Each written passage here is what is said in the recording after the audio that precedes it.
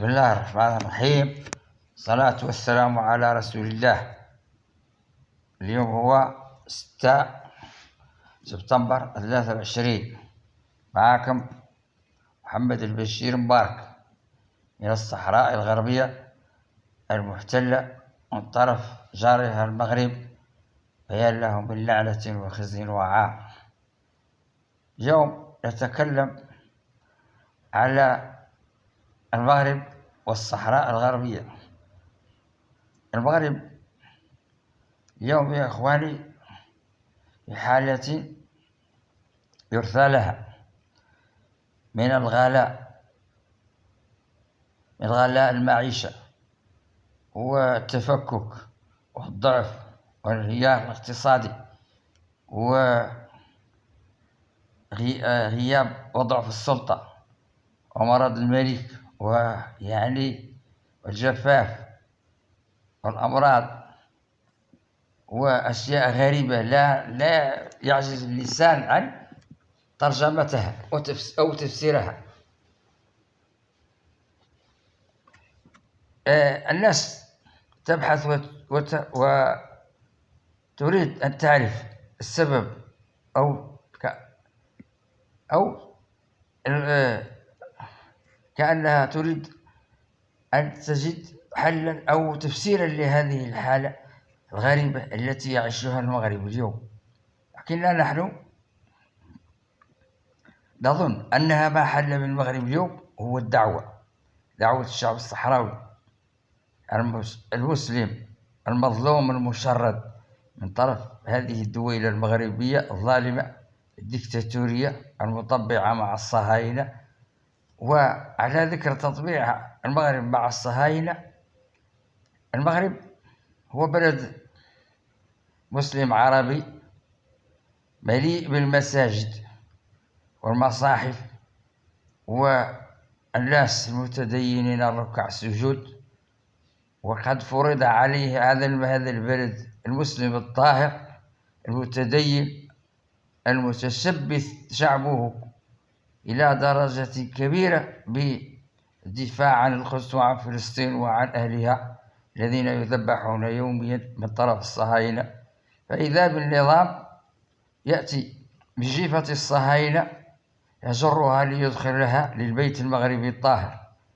يا له من لعنة، هذه شيء لا يغفر. وكيف للشعب المغربي أن يصبر هذا وقد حكمهم الله بدعوتهم، بذنوب هذه الخدمة، وهي الإيتاء بالصهاينة الجية في الظلام لهذا البلد الطاهر. إن بلدنا المغرب الطاهر المسلم المعروف بشهامته ووقوفه مع القضايا العادلة، ومن بينها قضية الشعب الصحراوي وقضية الشعب الفلسطيني، لأن المغاربة الأحرار هم أصبحوا كثر ولله الحمد ويقفون مع الحق وضد الباطل. وبذلك المغرب يصنف أو أغلبية المجتمع المغربي يصنف من أنه أناس متدينين وبلدهم كله مصاحف كما قلت ومساجد، ودلالة على الدين العميق وأصالته، دين الإسلام الحنيف العميق وأصالته. ولكن نظام العلويين عكس ذلك، أتاهم بالصهاينة قهرا عليهم وفرض عليهم هذا، ولا يستطيعون أن يجابهوا هذه اللعنة بسبب القمع المسلط عليهم. السجون مليئة بالسياسيين وبالمعارضين للتطبيع مع الصهاينة وغير ذلك، والقمع على أشده. وكما أن النظام المغربي هو نظام ديكتاتوري مثل ديكتاتوريات العرب في بقية بلداننا العربية التي لم تتحرر بعد من طرف الربيع العربي. ليس لهم السياسة كما أذكر دائما وأكرر سوى القمع ثم القمع ثم القمع. هذا القمع، هذه الأنظمة في المغرب وفي مصر وفي دويلات الخليج ليس لها من سياسة ترصي بها سفنها البائدة إلا هذا القمع اللعين. لكن على الشعوب أن تتحرك، أن تضحي، وعلى الشعوب التي لا زالت محتلة من الداخل من طرف الأنظمة الدكتاتورية أن تعلم وتتيقن أنه لا تذليل ولا إزالة لهذه الطغاة إلا بالتضحية. يا إخواني، ضحوا في المغرب وفي مصر وفي دويلات الخليج وغيرها، ضحوا لإزالة هذه الأنظمة الدكتاتورية التي يجب إسقاطها، وستسقط إن شاء الله، وسيظهر ذلك في العامين المقبلين. لا بد أن يظهر الربيع العربي ويتحرك إن شاء الله، لأنه جاهز وكل الناس يحبونه ويريدون أن يعم نظامه على وطننا العربي، ومنه إن شاء الله إلى جميع بلدان العالم. لذلك أخواني، على المغاربة أن يتحركوا ولا يبقوا في هذا الجمود، وإذا لم يتحركوا فالقضية سيئة للغاية، الحال سيء. والمغرب أرى أنه إذا هو بقى يسير في هذه الطريق سيصبح في خبر كان. الأمور منهارة وبأسرع وقت. الانهيار في المغرب سريع في هذه الأيام، وعلى المغاربة أن يتحركوا ويخلصوا أنفسهم من هذا النظام، وأقل ما يطلبه منه هو أن يصبح سيد البلاد ولا يحكم فيها، لكي يصل الشعب حريته ويسترجع سيادته. هذا هو الذي نقوله للمغاربة، ونتمنى أن يستوعبوا ويستفيدوا ويطبقونه. أما قضية الصحراء وأهلها يعني قيادتها إلى آخره، فالصحراء يجب على أهلها أن يتحركوا ويتوحدوا، ودائما أذكرهم بمبادئنا في الربيع العربي التي نفعت الجميع، وأنتم تعرفونها ربما أو سمعتوني أكررها دائما، وهي المحبة، الأخوة، التضامن، التآزر، نبذ الحقد والحسد والكراهية وكره المناصب الغير شرعية، خاصة المناصب السلطوية، والعمل الجاد على إزالة الدكتاتوريات أينما كان، وخاصة دكتاتورية الجبهة التي لصقت منذ 50 عاما تقريبا ولم تفيد بشيء إلا التراجع والقنوط، وليس هناك بصيص لذلك الهوس الذي هو يهوس الصحراويين ويشغل بالهم دائما، وهو الاستقلال والحرية والديمقراطية. لكن هذا لم نرى له بصيص مع هذه القيادة الدكتاتورية التي يجب إزالتها. يا إخواني، أنا أعرف أن هناك خرفان جهلاء تخلفين يعيشون في الراميات وفي أفكار القرون الحجرية، يعني يتعاطفون مع هذه القيادة التي إذا زالت سيظهر البصيص إن شاء الله ونستقل. وعليكم أن تعلموا أيها الصحراويين لما كنت أن العاطفة هي الدمار لمستقبل الإنسان ولحريته، فكونوا واقعيين وفكروا معي جيدا أن قيادة مرت عليها أكثر من 50 سنة ولم تحقق أي شيء ولا بصيص ولا أمل في هذا في الطموح الأكبر للصحراويين والهوس الأمثل، وهو الرغبة في الحصول على الاستقلال والحرية والديمقراطية. هذا لم يحصل منه شيء، وإلى حد الآن لا شيء نراه. الجيش يقتل بالعشرات من طرف المسيرات، وليس هناك مضادات لهذه المسيرات. أية قيادة هذه؟ تقول لها ناس يدعمونها وكذا، ويسمع بوت لعنه الله، والشعر الله السفاح، صاحب كوريا المريض، ديكتاتور المريض، وهذه حلف لا تعرف إلا أنفسها، وهي أكثرها ارتزاق، وإذا لم تأتيها بالمال فلن تعطيك شيئا ولا تساعدك في شيء. كيف إنسان يتولى ويستنجد الصف المرتزق الذي لا يساوي شيء سوى السوء، ومن يتولاه في النهاية يندم. يعني أخوتي، الحكام لا بد لهم من المعارضة. أنا أعرف أن هناك بعد يعني المتخلفين السذج الذين لا يعرفون أي معنى للكلام ولا الاتجاه ولا المستقبل، العاطفة فقط، تعاطفون مع هذه القيادة البالية الشائخة التي لم تبقى تواكب العصر الآن. أغلبها من العجز الذين عاشوا في وقت السرحة، ووقت لا توجد فيه لا تكنولوجيا حديثة ولا انترنت ولا فضائيات هؤلاء عقولهم يعني انتهت صلاحيتها منذ مدة طويلة، ولا يصلح اليوم إلا الناس أولاد العصر عن طريق الانتخابات والحرية.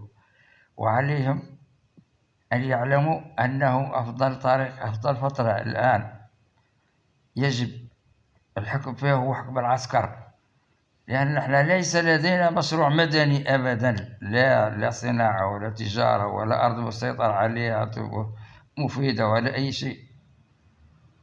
المشروع الوحيد هو العسكر، وهو الحرب والخدمة العسكرية، وهذا يجب أن يتولاه العسكر.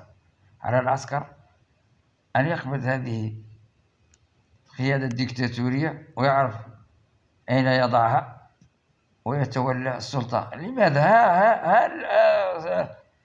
ها بوركينا فاسو، ها مالي، ها النيجر، ها الغابون في أخيرا كلهم استولى عليهم العسكر، وربما عن طريق رغبة الشعب، لأن هذه الديكتاتوريات لصقت. هناك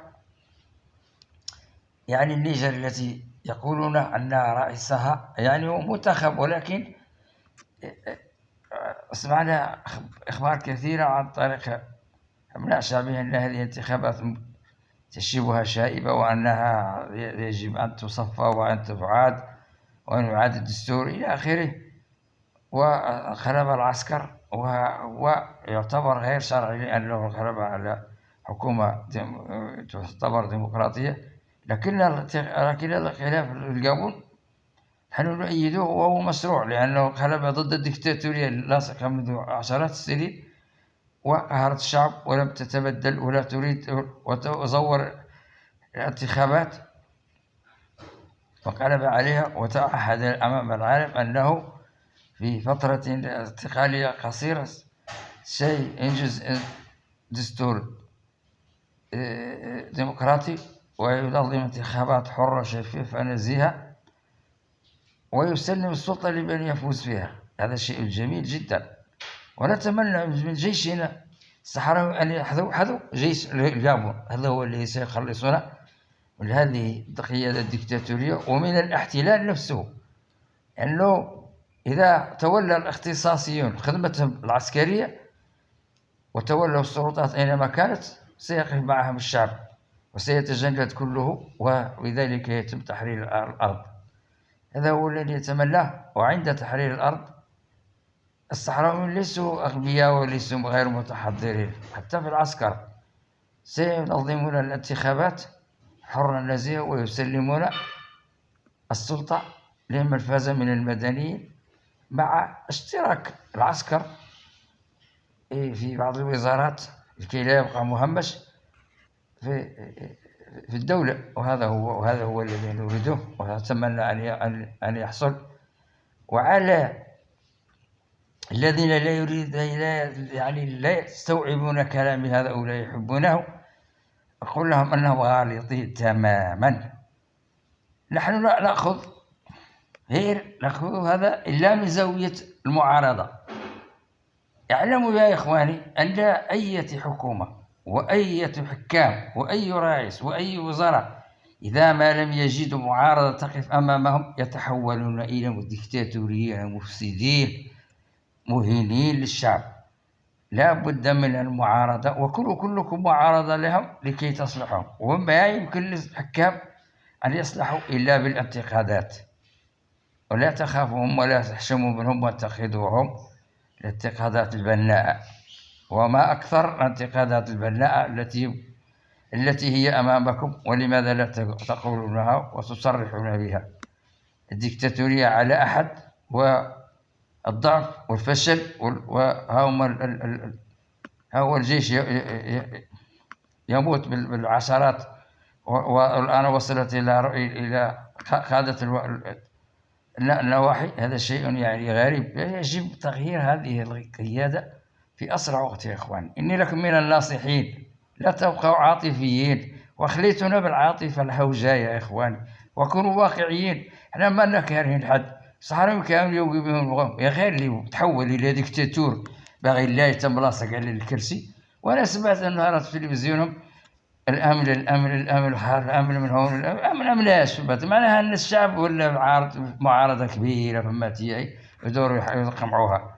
واللعنة عليهم إلى يوم الدين إذا كانوا يقمعوا الشعب فمسكين يكفيهم القمع اللي هو مطرود من أرضه ومنذ عشرات السنين وهو يقطن أرض.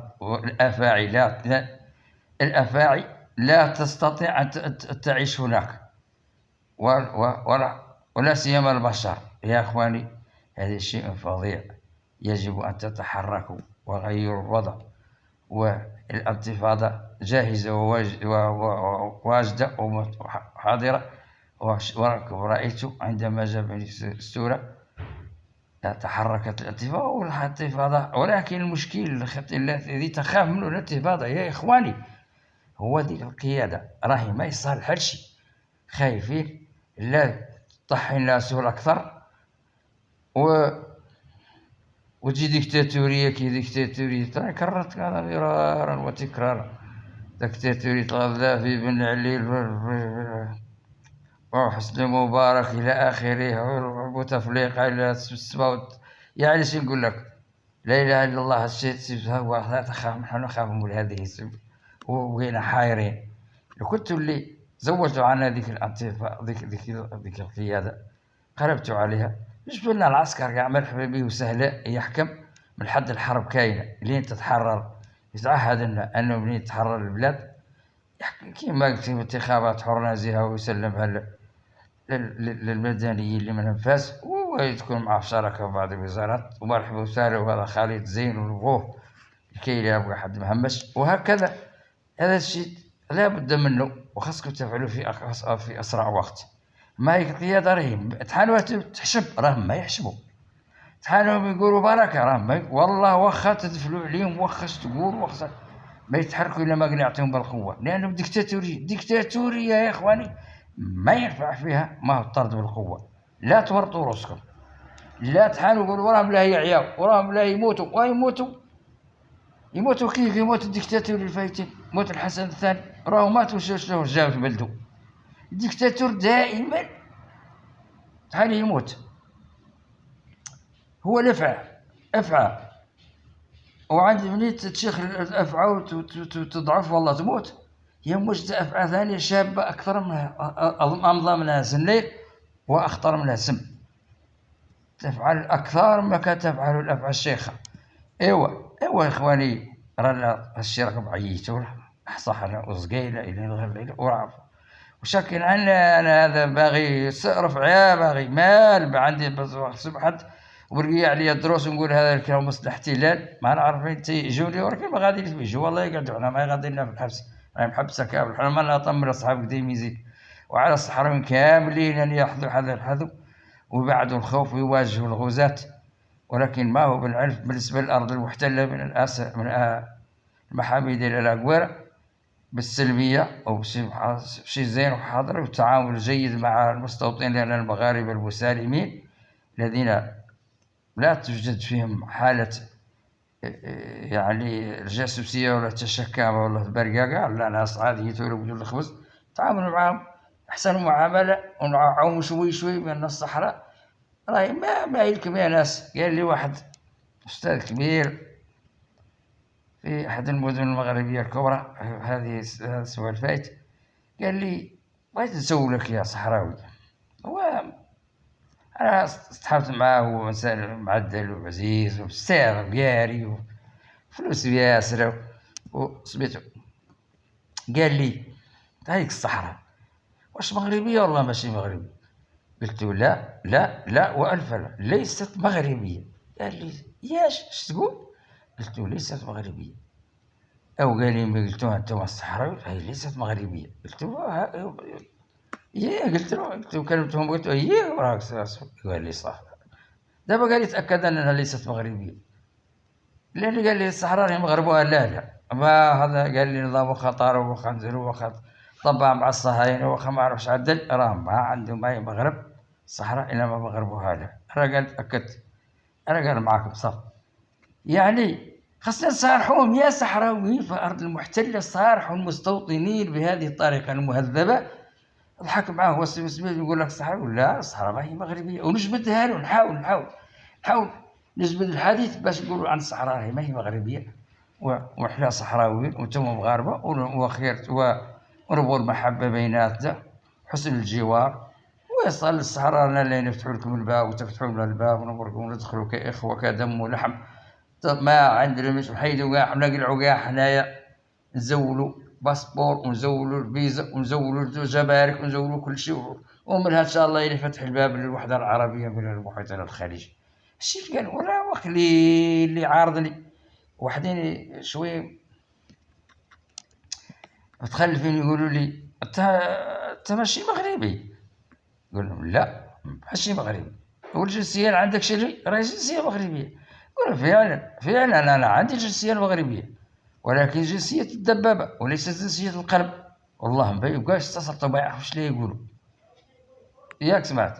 ايوا لا اله الا الله. لا طولنا شوي وضريك يا اخواني، تحركوا معايا ومع روسكم. وحنا رانا ما باغيين سلطة ولا باغيين شوية اعلام. اللهم في اللي بغينا لا شعب لا يكون حر مستقل ويكون وطبق دستور ديمقراطي كيف الشعوب الحرة، وهذا هو اللي نتمناه. وطبت عليكم، والسلام عليكم ورحمة الله تعالى وبركاته.